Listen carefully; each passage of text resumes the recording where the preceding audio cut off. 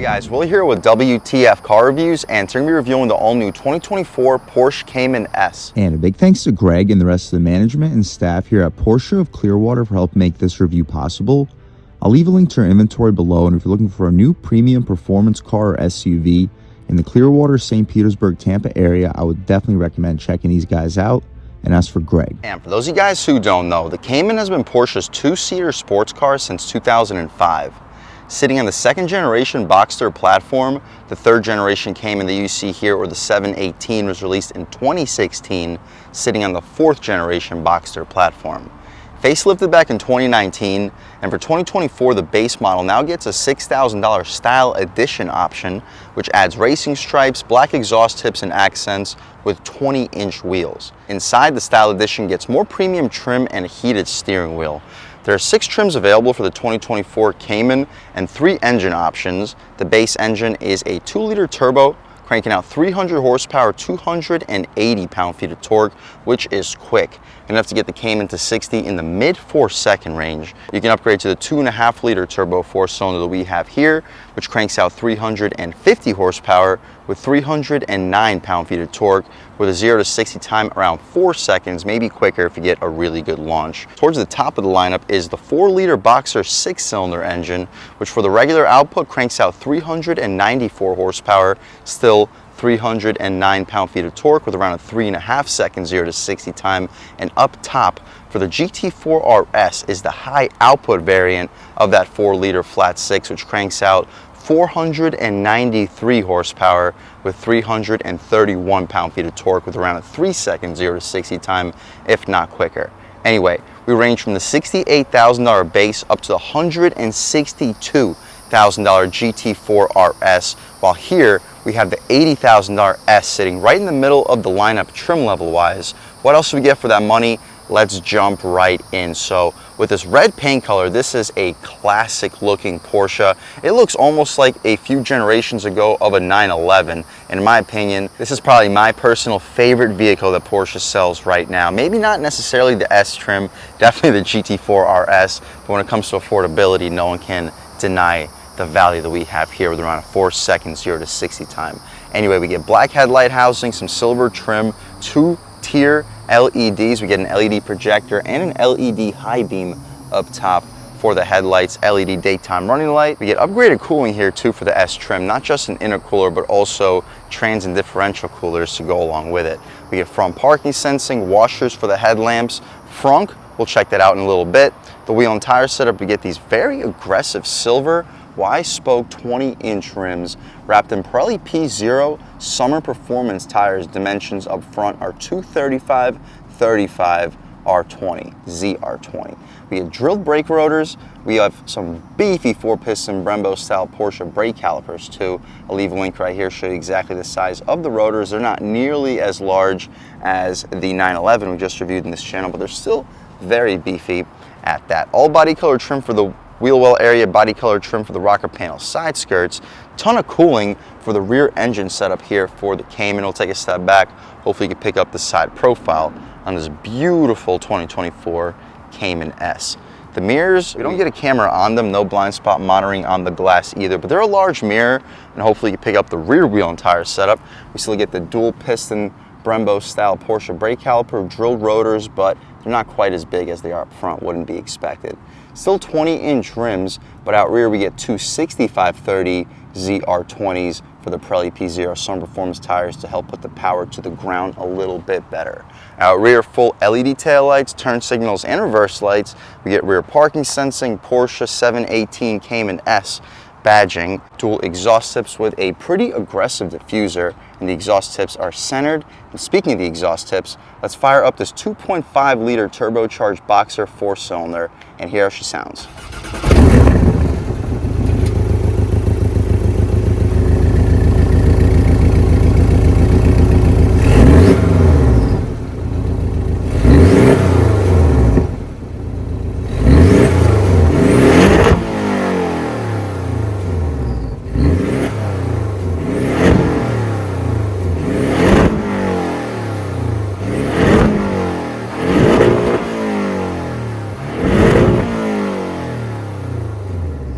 All right, guys, that was the sound of the turbocharged 2.5-liter Boxer 4-cylinder sold by Porsche for the 2024 718 Cayman S, and it sounds really good for what it is. I know you're probably wondering, why am I showing you guys the trunk? The motor is underneath the vehicle. I'm not quite sure if I can even angle the camera in a way for you guys to be able to pick it up, but you can take my word for it. Cranking out 350 horsepower, 309 pound-feet of torque. You can expect 0 to 60 in around 4 seconds with a PDK transmission. With the manual, it depends on the driver. Me personally, driving the manual, probably gonna be closer to 4.5 seconds. Anyway, with the frunk, as you guys saw, the trunk, very spacious. I'll leave a link right here, show you the exact space in the frunk and the exact space in the trunk. As you saw, it's a lot more space than the 911 we just reviewed on this channel. And speaking of a lot of space, there is a lot of space in this frunk. Porsche basically pioneered the idea of the frunk, and as you see, there is a lot of space. Washer fluid. If you find a way to fit a human being in here, they can pull this latch and escape. We can shut the frunk right down. Got to press it a little bit harder to really close it, but we can take a step back, walk around this 2024 Cayman S. And let's take a step inside and see what we get with the middle of the road trim for the 2024 Porsche Cayman. Up top, we get soft touch materials, aluminum door handle, 2-person memory seats, soft touch in the center, and a leather wrapped armrest. It's not the softest, but soft enough. 2-window auto one touch. We get power folding mirrors, 4-way adjustable Bose sound system. We get 2 Bose speakers on the door panel. Illuminated Cayman S aluminum nameplate. As we step inside, the seats are very similar to what we got in the 911 we just reviewed in this channel. Very solid bolstering, perforation, heated and ventilated. 4-way lumbar control. You can adjust the bolsters up top, you can adjust the bolsters down below, and you can adjust the thigh support. You can also recline, drop, lift, and slide the front seats. Hopefully you pick up the latches for the trunk and the frunk. But taking a step inside, we can really check it out. We get the 6-speed manual transmission, so foot on the brake, foot on the clutch. We get the key fob, the faux key fob. We can turn it up, and everything fires right to life. So since its original release back in 2016, really not a whole lot has changed outside of that slight facelift back in 2019. We still get the very solidly thick Alcantara steering wheel, fat 10 and 2, perfect 9 and 3, and everything about it just feels super lightweight. Really no steering wheel controls. We get some controls down here, the infotainment adjustment, the cruise control, and our drive mode select. Speaking of drive mode select, we get sport, makes the exhaust more aggressive. Take a listen. Sounds really good for a Turbo 4. Might be my favorite Turbo 4-cylinder that I've personally ever heard. Normal mode still sounds surprisingly good. The stock's have a very satisfying click. No auto rain sensing wipers, but the intermittent stock, as you see, is on the side. You get a tilt and telescoping steering column too, automatic headlamps, the key fob as you mentioned, electronic parking brake, and hopefully you get a good look at the aluminum outline pedals. We get all soft touch for the dashboard. We get the tack in the center going to about 7,400 RPM. That's high revving for a Turbo 4.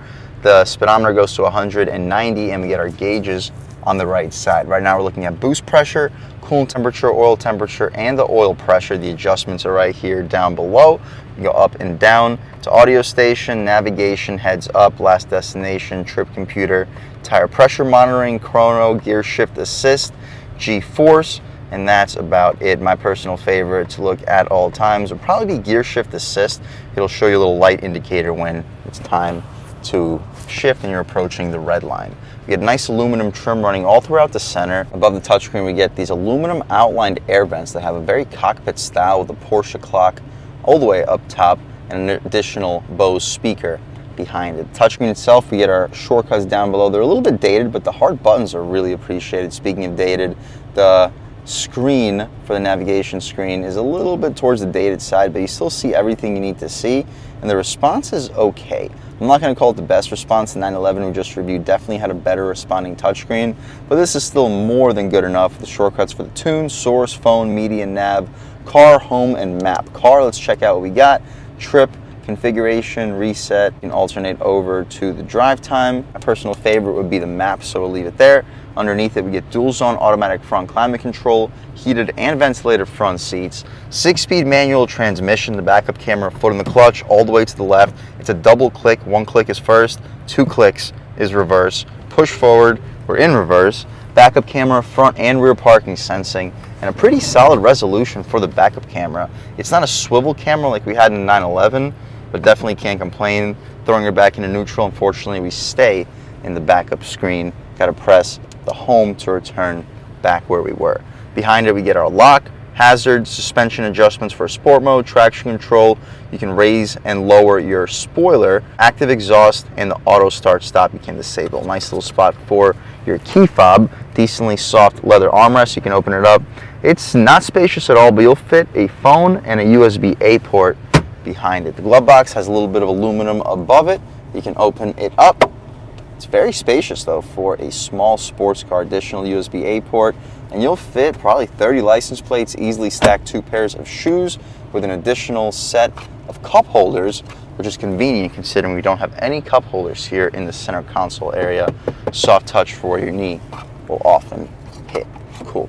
That's about it though, guys, for the front seat. Frameless auto dimming rear view mirror, the auto dimming function right here, 3 garage home link settings, interior lights are LED. Headroom is solid. I still have about 2-3 inches, and I'm not even in the lowest seat setting, so I can fit back here with a helmet if I plan to track this vehicle if I was in the market. And I really do wish I was in the market, but at this price point it is a little bit out of my price range. Behind the seat you have a very solid amount of storage. You get your recline adjustment, which is manual. It says Porsche on the headrest, and we saw the additional storage pockets in each corner. That's convenient for car accessories, bungee cables, jumper cables, or whatnot. We'll take a quick look at this window sticker, see all the features that we get on the 2024 718 Cayman S with a 2.5 liter turbo boxer 4, cranking out 350 horsepower, 309 pound-feet of torque, $80,000 base price. You guys can pause, take a look at all the features. Insane amount of options.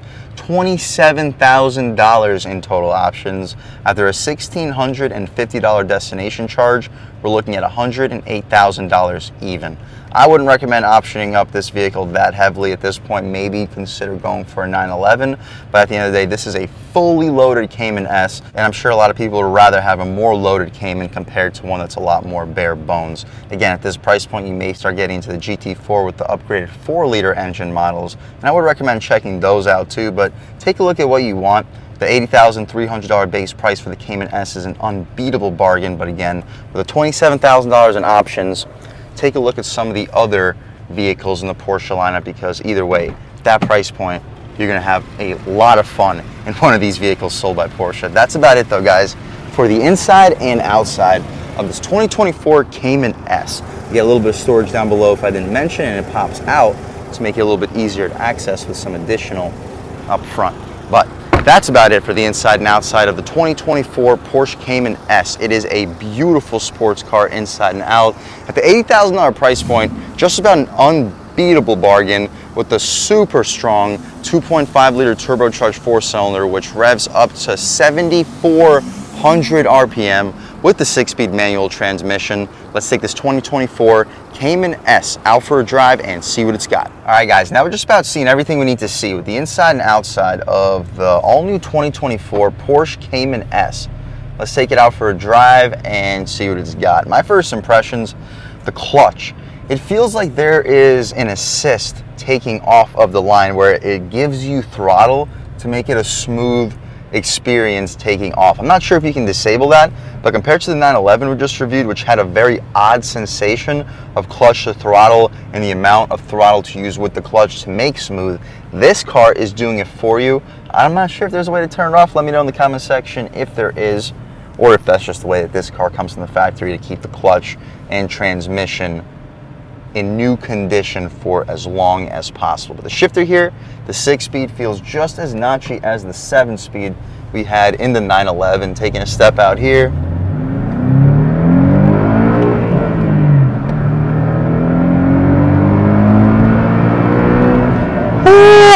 wow, you look down and you are moving. This is a seriously fast vehicle. We don't have auto rev match. I'll take a look and see through the settings if there's a way to enable auto rev match, but I personally didn't see it. I also personally don't really care. I can use my foot to do the rev matching. The lag here, there is some, but really nothing too terrible. A lot of torque. Globs and globs of torque. We can take a step out onto this highway in first gear. A little bit of lag.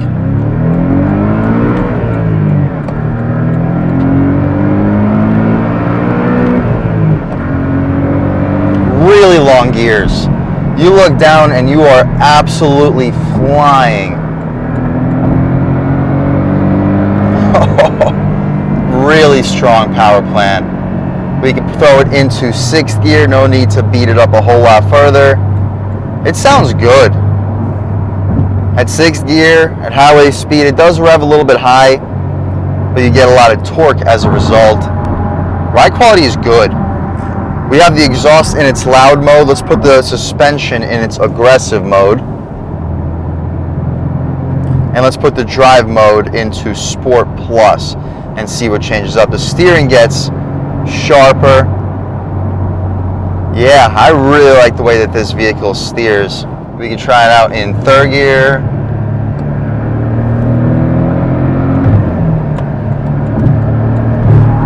Whew, it is strong. And you look down and you are moving. This vehicle hides its speed very well. At highway speeds though, you do start to hear road noise, wind noise. It's a sports car. But for a sports car, the suspension handles so ridiculously good. This might be the best riding sports car for the money. I mean, this vehicle is approaching Corvette in terms of price. It's not quite approaching Corvette in terms of flat out performance, but it blows it away when it comes to overall refinement. At around 3,000 RPM, you do start to hear a little bit of drone, but as soon as you lean into it again, the drone basically dies right out. We can try out a real world turning radius. Again, the clutch is very predictable here. It's almost like it's assisted, and turning radius is sharp. The gears shifts are very notchy and smooth, predictable too. I prefer this transmission over the manual that I just got out of in the 911. It also felt like, if you guys watched that video, every gear shift felt very aggressive when you let off the clutch. It's like the transmission wants you to slam it into the next gear, and if you don't slam it into the next gear, it gives you a little bit of a jolt. That's just not the case here. We have a very smooth operating process. We can take a step out here, first gear.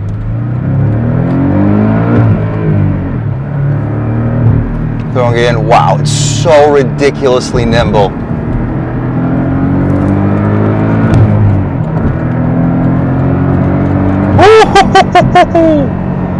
It is really, really quick. Sixth gear.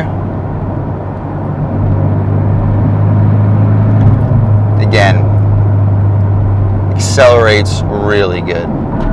We can take it out of the loud exhaust mode, take it out of the sport suspension mode. And honestly, it still feels really sporty, and in the aggressive modes, it still felt very well planted. You can honestly pick and choose whichever drive modes you want, and either way you'll be comfortable, and either way you're gonna feel like you're in one of the most sporty vehicles out on the road today. And it really is. It drives so good. The handling is unbelievable. There is no way to push this vehicle's limits on a public road not without breaking every single law imaginable. I'm so impressed. I have had so much fun driving this vehicle so far today. The 6-speed manual is so crisp, so consistent, and smooth. I prefer this so much over the 7-speed manual from the 911. It's not even funny. The turbo 4-cylinder is strong. I obviously prefer the 3-liter twin turbo that we would get from the 911, but this is still an unbelievable upgrade compared to what you would get from the standard 2-liter turbo. Of course, I prefer the 4-liter flat 6 all day, every day. Who wouldn't? But this Turbo 4 is still an unbelievable power plant, and it sounds good. Without the loud exhaust mode, let's hear how it is. Still sounds really good, very consistent. And the transmission is just so notchy and responsive. I love it. Overall, guys, if you're looking for a top-level premium sports car, you want premium, nice materials everywhere you touch. You want it to be decently spacious. You don't want to be super, super cramped.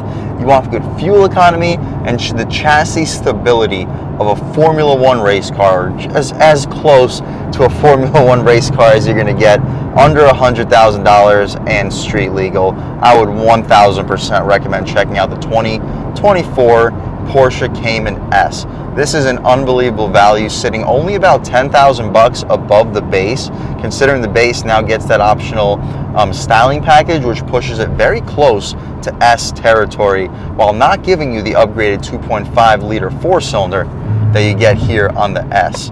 Overall, if you're looking for the performance bargain without wanting to compromise any type of luxury and wanting to still upgrade the performance compared to a regular base model Cayman, I would 1000% recommend checking out the 2024 Porsche Cayman S. And with this red paint color, it is a great looking sports car.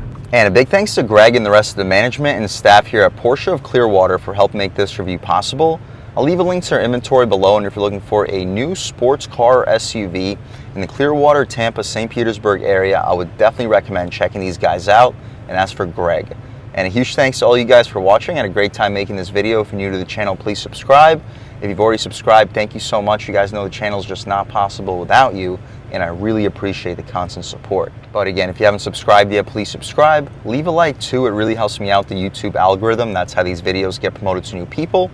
Leave a comment, let me know what you like, let me know what you don't like. Leave a comment, let me know if there's any specific cars, SUVs, or trucks you want to see reviewed on this channel, and I'll definitely try getting those videos for you ASAP. But other than that, again, thank you guys so much for watching, and I hope all of you have a great day.